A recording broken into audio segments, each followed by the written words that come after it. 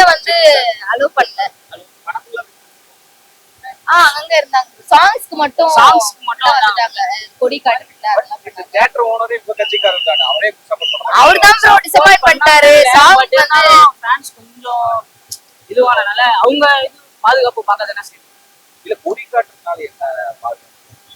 ஏன்னா நம்ம சைடுல இருந்து எது பேசினாலும் ஆப்போனன்ட்ல இருந்து எதனா சொல்லதான் செய்யறாங்க. அதுதான் நீங்க டிஎம்கே தியேட்டர் போனீங்கன்னா நீங்க சொல்லுங்க தியேட்டர் ரேவந்த் வந்துட்டு உங்க கட்சியில முக்கியமான பொறுப்புல இருக்கிற ஒருத்தர், அவரே இப்படி பண்றது எப்படி பாருங்க.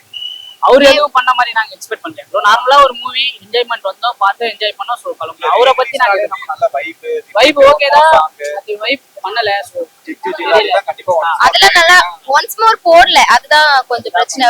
கொஞ்சம் பசங்களும் கொஞ்சம் ஓவரா கொடியெல்லாம் இதுவும் முன்னாடி போய் காட்டினதுனால அவங்க வந்து ஒன்ஸ் மோர் போடலையோ என்ன நினைக்கிறேன். நெக்ஸ்ட் டைம் ரிலீஸ் எதுனா ஒன்று ஆச்சுன்னா பசங்க வந்து அந்த இதுவாண்ட போகாம கொஞ்சம் ஸ்கிரீன் ஆண்டே நின்று பண்ணாங்கன்னா மேபி நல்லா இருக்கும்.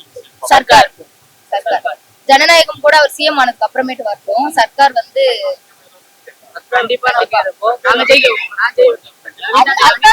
ஜனநாயகம் மட்டுமே பொறுமையா சர்க்கார் மட்டும். தேங்க்யூ.